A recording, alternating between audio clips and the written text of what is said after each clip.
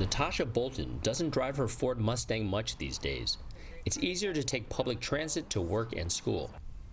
That's why the graduate student started renting it out to strangers on the car-sharing app Turo after trying the service herself. And after renting it, I thought, why would I not do this? I have a car. It's a really great way to earn money on the side and let other people who might really like Ford Mustangs try it out for the first time. Bolton rents out her Mustang to drivers such as Inderpal Singh, who is using Turo for the first time. The tech entrepreneur and part-time DJ often rents cars to run errands or take trips with friends and family. Yeah, absolutely. It's the future of car rental. I think there's tons of cars you see on the street that are just sitting around not being used. And so I think if we can have like an economy where people can rent out their cars, make a little extra income, and then I can spend a little less money whenever I want to rent a car and rent really cool cars, absolutely. Turo and other car-sharing apps are quickly gaining popularity as alternatives to traditional car rentals.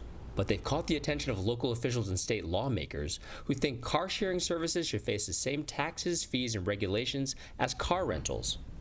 That revenue is often used to pay for civic expenses such as police, firefighters, stadiums, and convention centers. When the goal is leveling the playing field, you want all these companies operating with the same type of rules and regulations so they can compete, and the best one wins, whoever that is. I don't really care, to tell you the truth. But I want to make sure the rules are simple and that consumers are protected. Turo says the car rental industry led by Enterprise is pushing legislative efforts in 36 states to stifle competition in the $42 billion industry. It's a David and Goliath story. Enterprise is using their financial might and their long-standing political connections to create regulations that would put Turo's business out of business.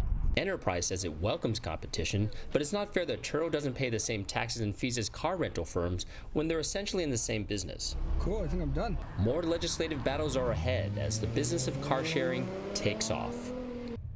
Terry Che, Associated Press, San Francisco.